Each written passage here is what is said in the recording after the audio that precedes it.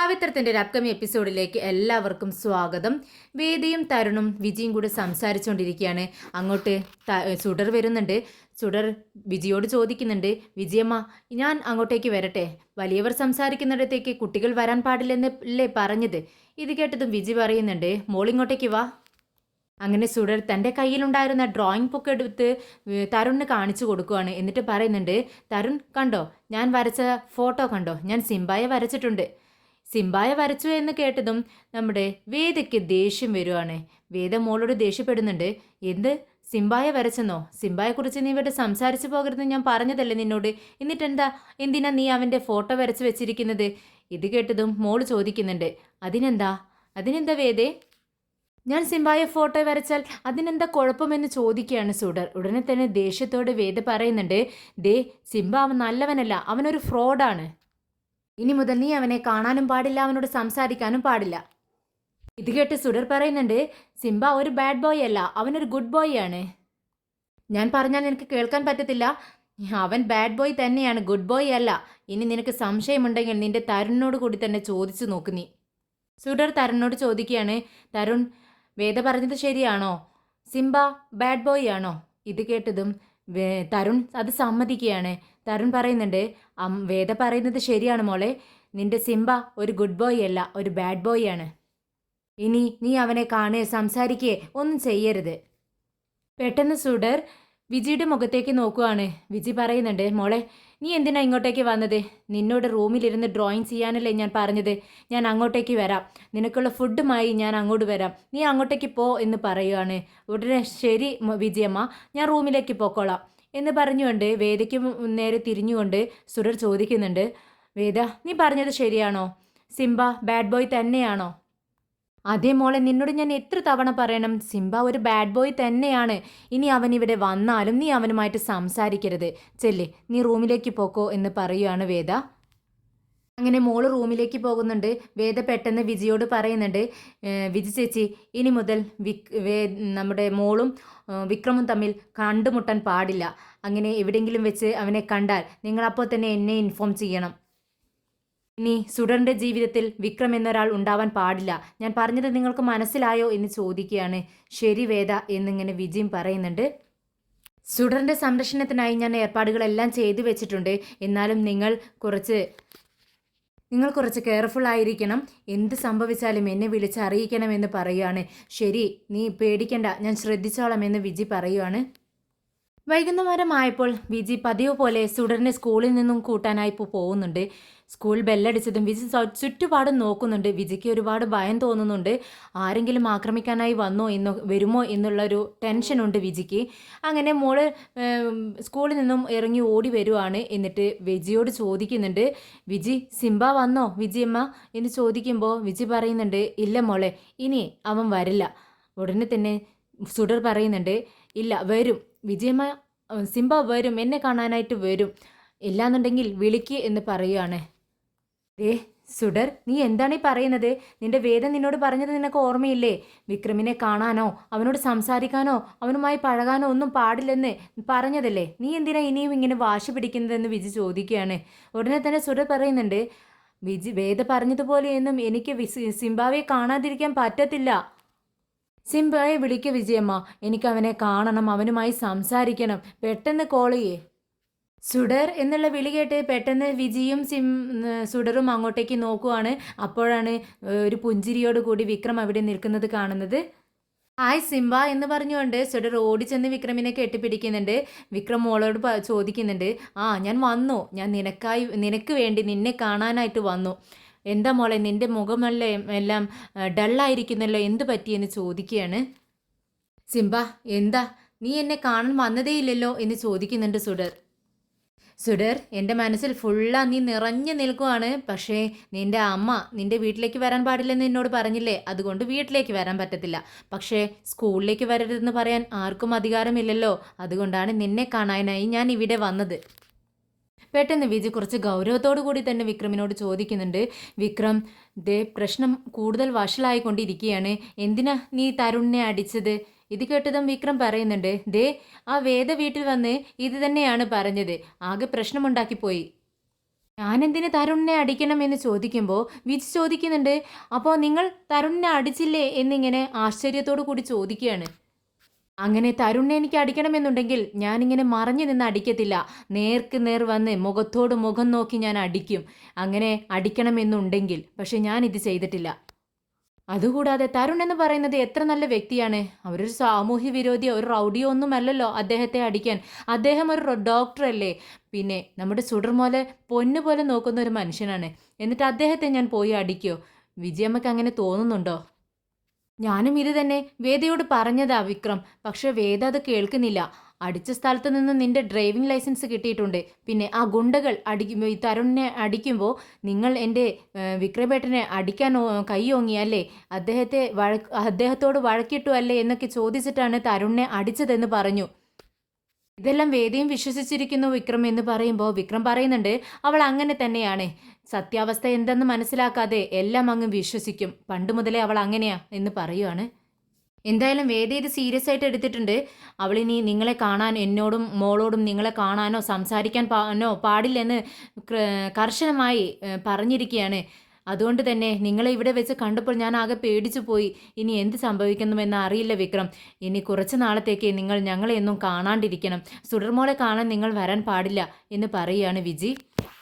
എന്നിട്ട് വിക്രം പറയുന്നുണ്ട്, ഞാനെന്തിനു മോളെ കാണാണ്ടിരിക്കണം? ഞാനും മോളും തമ്മിലുള്ള റിലേഷൻഷിപ്പ് നിങ്ങൾക്ക് ആർക്കും പറഞ്ഞാൽ മനസ്സിലാവില്ല. അത്രത്തോളം അടുപ്പമുണ്ട് ഞങ്ങൾ തമ്മിൽ. അതാർക്കും വേണ്ടി മാറ്റിവെക്കാൻ ഞങ്ങളെ കൊണ്ട് പറ്റത്തില്ല. എന്തായാലും വേദിയോടൊന്നും പറഞ്ഞിട്ട് കാര്യമില്ല. അവൾക്കൊന്നും മനസ്സിലാവില്ല. വിക്രം, പ്ലീസ് വിക്രം, ഞാൻ പറയുന്നതൊന്ന് മനസ്സിലാക്ക്. വേദ പറയുന്നത് പോലെയല്ലേ എനിക്ക് ചെയ്യാൻ കഴിയത്തുള്ളൂ. മോളെ കാണിക്കരുത് പറഞ്ഞാൽ കാണിക്കാതിരിക്കാനല്ലേ എനിക്ക് പറ്റത്തുള്ളൂ. കുറേ ദിവസത്തേക്കൊന്നും വേണ്ട, കുറച്ച് ദിവസത്തേക്ക് നീ മോളെ കാണാൻ വരാൻ പാടില്ല. ഞാൻ പറയുന്നത് നീ ഒന്ന് മനസ്സിലാക്കെന്ന് പറയുകയാണ്. കെഞ്ചുന്നുണ്ട് നമ്മുടെ വിജി. പറ്റത്തില്ല, എനിക്ക് മോളെ കാണാതിരിക്കാൻ പറ്റില്ല. നിങ്ങൾ ആരെന്ത് പറഞ്ഞിട്ടും കാര്യമില്ല. ഇനി വേദ പറഞ്ഞാലും നിങ്ങളുടെ വീട്ടിലേക്ക് വരാൻ പാടില്ലെന്ന് നിങ്ങൾ പറഞ്ഞാൽ ഞാൻ വരത്തില്ല. പക്ഷേ ഇവിടെ വെച്ച്, വേറെ എവിടെ വെച്ച്, പുറത്ത് വെച്ച് ഞാൻ മോളെ കാണും, കണ്ടിരിക്കും. അതാര് തടുക്കാൻ ശ്രമിച്ചാലും ഞാൻ കണ്ടിരിക്കും. എല്ലാം കേട്ട് സുഡർ പെട്ടെന്ന് വിക്രമിനോട് ചോദിക്കുന്നുണ്ട്, സിംബ, എന്തിനാ നിന്റെ പേര് കേൾക്കുമ്പോൾ വേദ ഇങ്ങനെ ദേഷ്യപ്പെടുന്നത്? സിംബ എന്നുള്ള പേര് കേൾക്കുമ്പോഴേക്കും നമ്മുടെ വേദിക്ക് ഇങ്ങനെ ദേഷ്യം വരും. അതെന്തുകൊണ്ടാണെന്ന് ചോദിക്കുകയാണ് സുഡർ. ഇത് കേട്ട് വിക്രം പറയുന്നുണ്ട്, അതിന് ഒരു കാരണമുണ്ടടാ മുന്നോ. അത് ഞാനൊരു തെറ്റ് ചെയ്തു, ഒരു പൊറുക്കാൻ പറ്റാത്ത തെറ്റ്. ആ ഒരു തെറ്റ് കൊണ്ടാണ് നിന്റെ അമ്മ എന്നെ വെറുക്കുന്നത്. സിംബ, നീയാണോ തരുണിനെ അടിച്ചത്? തരുൺ എന്നോട് പറഞ്ഞല്ലോ അവനെ നീയാണ് അടിച്ചതെന്ന്. ഉടനെ തന്നെ വിക്രം തൻ്റെ തലയിൽ കൈവച്ചുകൊണ്ട് സത്യം ചെയ്തു കൊടുക്കുകയാണ് മോൾക്ക്. ഇല്ല മോളെ, ഞാൻ നിന്റെ തരുൺ എന്നെ അടിച്ചിട്ടില്ല. സത്യമായിട്ടും ഞാൻ അടിച്ചിട്ടില്ല. എന്നെ വിശ്വസിക്കടാ എന്ന് പറയുകയാണ് വിക്രം.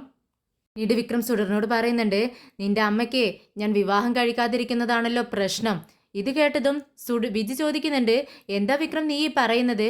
ആ അതെ വിജയമ്മ, അന്ന് വേദ വീട്ടിൽ വന്ന് പ്രശ്നമുണ്ടാക്കി. ഞാൻ അവളും ആലോചിച്ചിരിക്കുന്നത് കൊണ്ടാണ്, ഇത്ര ചിന്തിച്ചിരിക്കുന്നത് കൊണ്ടാണ് ഞാൻ എൻ്റെ അമ്മയെ വിട്ട് പ്രശ്നമുണ്ടാക്കുന്നതാണെന്ന് അവൾ പറഞ്ഞിട്ട് പോയത്.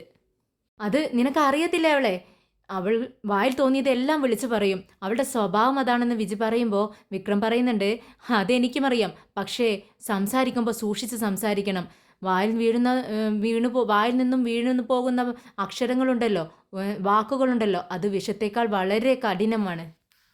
അതിന് നീ എന്താണ് ചെയ്യാൻ പോകുന്നതെന്ന് വിജി ചോദിക്കുമ്പോൾ വിക്രം പെട്ടെന്ന് താഴെ മോളുടെ അടുത്തിരിക്കുകയാണ്. എന്നിട്ട് മോളോട് പറയുന്നുണ്ട്, മോളെ, നീ അന്ന് കൺമണിയുടെ വീട്ടിൽ വന്നപ്പോൾ നീ ഒരു കാര്യം പറഞ്ഞത് നിനക്ക് ഓർമ്മയുണ്ടോ? ആ, എനിക്ക് ഓർമ്മയുണ്ട്. കൺമണിയെ വിവാഹം കഴിക്കാൻ വേണ്ടി ഞാൻ നിന്നോട് പറഞ്ഞില്ലേ? നീ അന്ന് അങ്ങനെ പറഞ്ഞതും നിന്റെ അമ്മ വന്ന് ദേഷ്യപ്പെട്ടു പോയതും എനിക്ക് ഇഷ്ടമില്ലാത്ത ആ വിവാഹത്തിന് എനിക്ക് സമ്മതിക്കേണ്ടി വന്നു. എന്തോ ആ ഒരു നിമിഷത്തിൽ ഞാൻ അവർക്ക് വാക്ക് കൊടുത്തുപോയി, കൺമണിയെ ഞാൻ വിവാഹം കഴിക്കാമെന്ന്. ഇത് കേട്ടത് വിജി ഞെട്ടുന്നുണ്ട്. മോളും ചോദിക്കുന്നുണ്ട്, എന്തിനാ സിംബ നീ അതിന് സമ്മതിച്ചത്? നിങ്ങൾ എന്താണ് ഈ പറയുന്നത്? നിങ്ങൾ എന്താ ഈ പറയുന്നതെന്ന് ഇങ്ങനെ വിജി ചോദിക്കുകയാണ്. എന്താ വിക്രം ഇത്? നീ ഇക്കാര്യം വേദയുമായിട്ട് സംസാരിച്ചോ എന്ന് ചോദിക്കുകയാണ്. ഉടനെ ദേഷ്യത്തോടെ വിക്രം എഴുന്നേൽക്കുന്നുണ്ട്. എന്നിട്ട് വിജിയോട് ചോദിക്കുന്നുണ്ട്, അവളുടെ ജീവിതത്തിൽ നടന്ന കാര്യങ്ങളെല്ലാം എന്നോട് ചോദിച്ചിട്ടാണോ അവൾ തീരുമാനങ്ങളെല്ലാം എടുത്തത്? അല്ലല്ലോ. പിന്നെ എന്തിനാണ് ഞാൻ അവളുമായി ആലോചിക്കുന്നത്? അതിൻ്റെ ആവശ്യമില്ല. ഞാൻ എല്ലാം തീരുമാനിച്ചു കഴിഞ്ഞു. മോള് പറഞ്ഞതുപോലെ ഞാൻ കൺമണിയെ വിവാഹം കഴിക്കാൻ വേണ്ടി പോകുന്നു. വിക്രം, നിങ്ങൾ എന്താണ് ഈ പറയുന്നതെന്ന് ഒരു കരയുന്നത് പോലെ നമ്മുടെ വിജി ചോദിക്കുകയാണ്. വിക്രം മറ്റൊരു വിവാഹം കഴിക്കാൻ പോകുന്നു എന്നുള്ളത് ഒരു ഞെട്ടലോട് കൂടിയാണ് വിജിക്ക് കേൾക്കാൻ കഴിയുന്നത്. പെട്ടെന്ന് ഫോൺ റിങ് ചെയ്യാണ്. വിജി ഫോണിലേക്ക് നോക്കുമ്പോൾ അത് വേദയാണ്. നിങ്ങൾ എന്താണ് ചെയ്യുന്നതെന്ന് വേദ ചോദിക്കുന്നുണ്ട്. പെട്ടെന്ന് വിജി പറയുന്നുണ്ട്, എന്താ വേദേ, കുഴപ്പമൊന്നുമില്ല, ഞാൻ മോളെ കൂട്ടിക്കൊണ്ടുവരാൻ വേണ്ടി സ്കൂളിലേക്ക് വന്നിരിക്കുകയാണെന്ന് പറയുന്നു. നിങ്ങൾ എന്നോട് കള്ളം പറയണ്ട, അവനോട് വന്നിട്ടില്ലേ? നിങ്ങളും മോളും അവനുമായിട്ട് സംസാരിക്കുക എന്ന് എനിക്ക് അറിവ് കിട്ടി. നിങ്ങളെ വാച്ച് ചെയ്യാനായിട്ട് ഞാൻ അവിടെ പോലീസുകാരെ ഏർപ്പാടാക്കിയിട്ടുണ്ട്. എന്തിനാ നിങ്ങൾ അവനോട് സംസാരിക്കുന്നത്? നിങ്ങളോട് ഞാൻ എത്ര തവണ പറഞ്ഞത് അവനുമായിട്ട് സംസാരിക്കരുതെന്ന്, മോളെ കാണിച്ചു കൊടുക്കരുതെന്ന് ഞാൻ നിങ്ങളോട് പറഞ്ഞിട്ടില്ലേ? ഞാൻ നിങ്ങളിലൊരു വിശ്വാസം അർപ്പിച്ചിട്ടുണ്ട്. അത് നിങ്ങളായിട്ട് ഇല്ലാതാക്കരുത്. പെട്ടെന്ന് തന്നെ വീട്ടിലേക്ക് വരണമെന്ന് പറയുന്നുണ്ട് വേദ. ശരി വേദേ, ഞങ്ങൾ പെട്ടെന്ന് വന്നേക്കാമെന്ന് പറഞ്ഞ് ഫോൺ കട്ട് ചെയ്യുവാണ്. പെട്ടെന്ന് വിജി വിക്രമിനോട് പറയുന്നുണ്ട്, വിക്രം പ്ലീസ്, ഞാൻ പറയുന്നത് നിങ്ങളൊന്ന് കേൾക്കണം. ഇനി നിങ്ങൾ മോളെ കാണാനായി ഇങ്ങോട്ടേക്ക് വരരുത്. വളരെ കർശനമായി തന്നെ വേദയെ സംസാരിക്കുന്നത്. നമ്മളെ നിരീക്ഷിക്കാനായി ഇവിടെ പോലീസുകാർ എവിടെയോ നിൽപ്പുണ്ട്. അതുകൊണ്ട് ഇനി മോളെ കാണാൻ നിങ്ങൾ വരരുത്. ഇനി നിങ്ങൾ വന്നാൽ മോളുടെ പഠിപ്പ് പോലും അവൾ നിർത്തിയെന്ന് വരും. അവൾ അത്രയ്ക്ക് വാശിക്കാരിയാണ്, നിങ്ങൾക്കറിയാവുന്നതല്ലേ. പിന്നെ നിങ്ങളെടുക്കുന്ന തീരുമാനം അത് തെറ്റാണ്. എന്തായാലും ഇനി മോളെ കാണാനായി നിങ്ങൾ ശ്രമിക്കരുത്, പ്ലീസ് വിക്രം. പെട്ടെന്ന് മോള് ചോദിക്കുന്നുണ്ട്, വിജി ഇനി സിംബ നമ്മുടെ ജീവിതത്തിൽ ഉണ്ടാവില്ലേ എന്ന് ചോദിക്കുകയാണ്. ഉടനെ തന്നെ വിജി പറയുന്നുണ്ട്, ഇല്ല മോളെ, ഇനി നമ്മുടെ ജീവിതത്തിൽ തന്നെ നിന്റെ സിംബ ഉണ്ടാവില്ല. നമ്മുടെ വേദ അങ്ങനെ ഒരു തീരുമാനം എടുത്തു കഴിഞ്ഞു. വാ, നമുക്ക് പെട്ടെന്ന് പോവാം. ഉടനെ സുഡറും വിക്രമിൻ്റെ നേരെ തിരിഞ്ഞുകൊണ്ട് ചോദിക്കുന്നുണ്ട്, സിംബ ഇനി എന്നെ കാണാൻ നീ വരത്തില്ലേ? ഉടനെ തന്നെ വിജി പറയുന്നുണ്ട്, ഇല്ല, നിന്നോട് ശരിക്കുമുള്ള സ്നേഹം നിന്നോടുണ്ടെങ്കിൽ ഇനി ഒരിക്കലും നിന്നെ കാണാനായിട്ട് വരത്തില്ല. ഇത് കേട്ടതും സുഡറിന് ഒരുപാട് വിഷമം തോന്നുന്നുണ്ട്. അപ്പോൾ നാളെ ഇനി എന്നെ കാണാൻ നീ വരില്ലേ സിംബ? സിംബ, ഞാൻ നിന്നെ പ്രതീക്ഷിച്ചിരിക്കും, നീ വരണം എന്ന് പറയുകയാണ്. അപ്പോഴേക്കും വിജി മോളുടെ കയ്യിൽ പിടിച്ചുകൊണ്ട് അവളെ ബലമായി തന്നെ പിടിച്ചുകൊണ്ട് ഒരു ഓട്ടോയിൽ കയറ്റി കൊണ്ടുപോവുകയാണ്. കമലാമ്മ അകമെല്ലാം അടിച്ചു വാരിക്കൊണ്ടിരിക്കുകയാണ്. ഇത് കണ്ട് വിഷം ശ്രീജയോട് പറയുന്നുണ്ട്, ശ്രീജയെ, അമ്മ പണിയെടുക്കുന്നത് നീ കാണുന്നില്ലേ? എന്തിനാ അമ്മയെ കൊണ്ട് ഇതെല്ലാം ചെയ്യിക്കുന്നതെന്ന് ചോദിക്കുന്നുണ്ട്. ഉടനെ തന്നെ ശ്രീജ പറയുന്നുണ്ട്, എന്താ വിഷേട്ടാ നിങ്ങൾ ഈ പറയുന്നത്? ഞാൻ പറഞ്ഞിട്ടാണോ അമ്മ ഇതെല്ലാം ചെയ്യുന്നത്? അമ്മയോട് ഞാൻ വേണ്ട എന്ന് പറഞ്ഞതാണ്, പക്ഷേ അമ്മ അത് കേൾക്കുന്നില്ല. പെട്ടെന്ന് ശ്രീജ ചെന്ന് കമലാമ്മയുടെ കയ്യിലുണ്ടായിരുന്ന ചൂൽ പിടിച്ച് വാങ്ങുന്നുണ്ട്. എന്നിട്ട് ചോദിക്കുന്നുണ്ട്, എന്തിനാ അമ്മ ഇങ്ങനെയൊക്കെ ചെയ്യുന്നത്? അമ്മയോട് ഞാൻ ഒതുങ്ങിയിരിക്കാൻ വേണ്ടി പറഞ്ഞതല്ലേ? ഉടനെ തന്നെ കമലാമ്മ പറയുന്നുണ്ട്, മോളെ, നീ എന്താ ഈ പറയുന്നത്? വെറുതെ ഇരുന്ന് എൻ്റെ ശരീരമെല്ലാം വേദനിക്കാൻ തുടങ്ങി. അതുകൊണ്ടല്ലേ ഞാൻ ഇതൊന്ന് ചെയ്തു നോക്കട്ടെ എന്ന് വിചാരിച്ചത്. അല്ലാതെ ഞാൻ നിന്നെ ബുദ്ധിമുട്ടിക്കാൻ വേണ്ടിയല്ല മോളെ എന്ന് പറയുകയാണ്. ഉടനെ തന്നെ വിക്രം അങ്ങോട്ടേക്ക് കയറി വരുന്നുണ്ട്. ഇത് കണ്ടുകൊണ്ടാണ് വരുന്നത്. വിക്രം അമ്മയോട് ചോദിക്കുന്നുണ്ട്, എന്തിനാ അമ്മേ നിങ്ങൾ ഇതെല്ലാം ചെയ്യുന്നത്? നിങ്ങൾക്ക് ഒരു ഭാഗത്ത് ഇരുന്നാൽ പോരെ എന്ന് ചോദിക്കുകയാണ്. ഉടനെ തന്നെ നന്ദിനി പറയുന്നുണ്ട്, അങ്ങനെ ചോദിക്കും വിക്രം. ഞങ്ങളെല്ലാവരും പറഞ്ഞതാ അമ്മയോട് ഈ പണികളൊന്നും ചെയ്യണ്ട. ദേ ശ്രീജേച്ചി പറഞ്ഞു, ശ്രീജേച്ചി ചെയ്തോളാമെന്ന്. പക്ഷേ അമ്മ വലിയ ഇത് കാണിച്ചിട്ട് പണികളെല്ലാം ചെയ്തുകൊണ്ടിരിക്കുകയാണ്. അമ്മയ്ക്ക് ഇതെല്ലാം ചെയ്തേ പറ്റൂ എന്ന് എന്തോ ഒരു വാശി പോലെയാണ് വിക്രം. അതൊക്കെ പോട്ടെ മോനെ, നീ ഭക്ഷണം കഴിച്ചോ? ശ്രീജെ, നീ അവനക്ക് ഭക്ഷണം എടുത്ത് വെക്കി എന്ന് പറയുകയാണ്. ഉടനെ വിക്രം പറയുന്നുണ്ട്, എനിക്കൊന്നും വേണ്ട, ഞാൻ കഴിച്ചിട്ടാണ് വന്നത്. അമ്മയോട് എനിക്കൊരു കാര്യം പറയാനുണ്ട്, അത് പറയാനായിട്ടാണ് ഞാൻ വന്നത്. അമ്മയെ നേരിട്ട് കാണാൻ മാത്രം അത്രയ്ക്കും പ്രധാനപ്പെട്ട കാര്യം എന്താ? നീ വല്ല പുതിയ ബിസിനസ്സും തുടങ്ങാൻ പോവുകയാണോ എന്ന് ചോദിക്കുകയാണ് വിശ്വ. അല്ല, ഞാൻ വിവാഹം കഴിക്കാൻ വേണ്ടി തീരുമാനിച്ചു. ഇത് കേട്ട് എല്ലാവരും ഒരുപോലെ ഞെട്ടുന്നുണ്ട്. പിന്നീട് എല്ലാവർക്കും വളരെ സന്തോഷമാവുകയാണ്. കമലാമ്മ സന്തോഷത്തോടെ പുഞ്ചിരിയോട് കൂടി വിക്രമിൻ്റെ അടുത്തേക്ക് പെട്ടെന്ന് ചെല്ലുന്നുണ്ട്. എന്നാൽ വിശ്വത്തിനും ശ്രീജയ്ക്കും ആകെ ടെൻഷനാവുകയാണ്. കല്യാണമോ എന്നിങ്ങനെ മനസ്സിൽ രണ്ടുപേരും മുഖത്തോട് മുഖം നോക്കി ചോദിക്കുകയാണ്. നീ എന്താ വിക്രമേ പറയുന്നതെന്ന് ശ്രീജ ചോദിക്കുന്നുണ്ട്. അതെ അതെ ചേച്ചി, ഞാൻ വിവാഹം കഴിക്കാൻ വേണ്ടി തീരുമാനിച്ചു. ഉടനെ തന്നെ നന്ദിനി ചോദിക്കുന്നുണ്ട്, ഇത് എത്രാമത്തെ വിവാഹമാ? എല്ലാവരും നന്ദിനിയുടെ മുഖത്തേക്ക് നോക്കുകയാണ്. നന്ദിനി ഒരു ചമ്മലോട് കൂടി പറയുന്നുണ്ട്, അല്ല ഞാൻ സത്യമായിട്ടും ഞാൻ കാര്യമായിട്ട് ചോദിച്ചതാ. ഉടനെ തന്നെ കമല അമ്മ വിക്രമിനോട് ചോദിക്കുന്നുണ്ട്, അല്ല വിക്രം, നീ ശരിക്കും ആലോചിച്ച് തന്നെയാണോ ഇത് പറഞ്ഞത്, ഈ തീരുമാനമെടുത്തത്? അതെ അമ്മേ, ഞാൻ ആലോചിച്ച് തന്നെയാണ് തീരുമാനമെടുത്തത്. വിവാഹം കഴിച്ചോളാമെന്ന് ഞാൻ വാക്ക് കൊടുത്തു, ഇനി അത് മാറത്തില്ല. ഉടനെ നന്ദിനി ചോദിക്കുന്നുണ്ട്, ഇതേപോലെ തന്നെയല്ലേ നീ രാധയെ വിവാഹം കഴിക്കാമെന്ന് അമ്മയ്ക്ക് വാക്ക് കൊടുത്തത്, എന്നിട്ട് അതിൽ നിന്ന് നീ മാറിയില്ലേ? കമലാമ്മയ്ക്ക് ഇത് കേട്ട് ദേഷ്യം വരുന്നുണ്ട്. കമലാമ്മ നന്ദിനിയോട് പറയുന്നുണ്ട്, ദേ നന്ദിനി, നല്ലൊരു കാര്യം സംസാരിച്ചുകൊണ്ടിരിക്കുമ്പോൾ അതിനിടയിൽ കയറി ഇത്തരത്തിൽ സംസാരിക്കരുതെന്ന് ഞാൻ നിന്നോട് പറഞ്ഞിട്ടുണ്ട്. ഇനി എൻ്റെ കയ്യിൽ നിന്നും വഴക്ക് കിട്ടണ്ട എന്നുണ്ടെങ്കിൽ നീ മിണ്ടാതിരുന്നോളണം. ഇത് കേട്ടതും നന്ദിനിക്ക് ദേഷ്യം വരുന്നുണ്ട്. എന്തായാലും നീ നല്ലൊരു തീരുമാനത്തിലെത്തിയല്ലോ, എന്തായാലും ദൈവത്തോട് നന്ദി പറയുന്നു എന്ന് കമലാമ്മ പറയുകയാണ്. ഉടനെ ശ്രീജ ചോദിക്കുന്നുണ്ട്, എന്താ വിക്രം ഇത്, നീ പെട്ടെന്ന് ഇങ്ങനെ തീരുമാനമെടുക്കാൻ മാത്രം എന്താ ഉണ്ടായത്? ഇത് കേട്ടതും കമലാമ്മ ശ്രീജയോട് ചോദിക്കുന്നുണ്ട്, എന്താ നന്ദിനി നീ ഇങ്ങനെയൊക്കെ സംസാരിക്കുന്നത്, അവൻ വിവാഹം കഴിക്കാൻ പോകുന്നു എന്നുള്ളത് ഒരു നല്ല വാർത്തയല്ലേ? അല്ല അല്ല അമ്മേ, എനിക്ക് ഇവർ വിവാഹം കഴിക്കാൻ പോണു എന്ന് കേട്ടപ്പോൾ എന്തോ ഒരു പ്രശ്നം പോലെ. വിക്രം, നീ വേദയുമായിട്ട് ഒരേ ഒരു തവണ സംസാരിക്കേ. നീ അവൾ വേറെ വിവാഹം കഴിച്ചിട്ടുണ്ടോ എന്ന് അവളോട് തന്നെ നേരിട്ട് ചോദിക്കണം നീ. എന്തിനാ ശ്രീജ നീ ഇങ്ങനെയൊക്കെ പറയുന്നത്? എൻ്റെ മകൻ നല്ലൊരു തീരുമാനമെടുത്തു, ഇനി അത് ഇല്ലാതാക്കുകയാണോ നീ എന്ന് ചോദിക്കുകയാണ്. വിക്രമും ശ്രീജയോട് പറയുന്നുണ്ട്, അതെല്ലാം കഴിഞ്ഞു പോയ കാര്യങ്ങളല്ലേ ചേച്ചി, ഇനി അതിനെക്കുറിച്ച് സംസാരിക്കേണ്ട എന്ന് കമലാമ്മ അവരുടെ വീടിനടുത്തുള്ള ഒരു പെൺകുട്ടിയെക്കുറിച്ച് സംസാരിക്കുകയാണ്. ആ പെൺകുട്ടിയെ ഞാൻ നിനക്ക് വേണ്ടി വിവാഹം ആലോചിക്കട്ടെ, നല്ല കുട്ടിയാണ്, ഗവൺമെൻറ് ജോലി കിട്ടാൻ പോകുന്ന കുട്ടിയാണെന്നൊക്കെ പറയുകയാണ്. ഉടനെ തന്നെ ഇത് കേട്ട് വിക്രം പറയുന്നുണ്ട്, വേണ്ട അമ്മേ, പെണ്ണ് നോക്കേണ്ട ആവശ്യമില്ല, പെണ്ണിനെ ഞാൻ തന്നെ കണ്ടുവച്ചിട്ടുണ്ട്. ഇത് കേട്ടത് നന്ദിനി വിക്രമിനോട് ചോദിക്കുന്നുണ്ട്, നീ പെണ്ണ് കണ്ടുവച്ചിട്ടുണ്ടെന്നോ? ആരാണത്? ജോലിയുള്ളവളാണോ?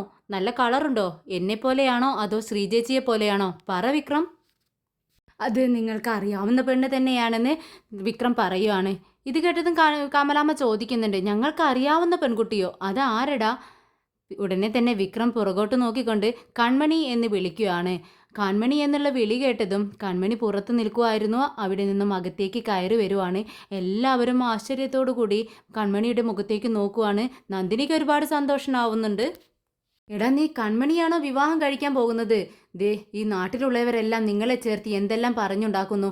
ഇത് കേട്ടതും വിക്രം പറയുന്നുണ്ട്, അതുകൊണ്ട് തന്നെയാണ് വിശ്വേട്ടാ ഞാൻ ഇവളെ വിവാഹം കഴിക്കാൻ പോകുന്നത്. പെട്ടെന്ന് ശ്രീജ വിശ്വത്തെ വിളിച്ചുകൊണ്ട് അപ്പുറത്തേക്ക് മാറി നിന്ന് സംസാരിക്കുകയാണ്. ശ്രീജ വിശ്വത്തോട് പറയുന്നുണ്ട്, ദേ നോക്ക്, വിക്രം ഈ ചെയ്യാൻ പോകുന്നത് തെറ്റാണ്, എനിക്കെന്തോ ആകെ പേടിയാവുന്നു, നമുക്ക് ഇക്കാര്യം വേദയുമായിട്ട് സംസാരിച്ചാലോ? ഏതാന്നുള്ള പേര് കേട്ടതും വിശ്വത്തിന് ദേഷ്യം വരുന്നുണ്ട്. ദേ, വേദ കാട്ടിക്കൂട്ടുന്നതെല്ലാം നീ കാണുന്നില്ലേ, പിന്നെ എന്തിനാണ് അവളോട് പോയി സംസാരിക്കുന്നത്? നമ്മുടെ വിക്രമിന് നല്ലൊരു ജീവിതം വരാൻ വേണ്ടി പോവുകയാണ്, അപ്പോൾ നീ അതിനെക്കുറിച്ച് മാത്രം ചിന്തിച്ചാൽ മതി, ഇക്കാര്യം ആരോടും സംസാരിക്കേണ്ട ആവശ്യമില്ല എന്ന് പറഞ്ഞുകൊണ്ട് വിശ്വം ഹാളിലേക്ക് പോവുകയാണ്.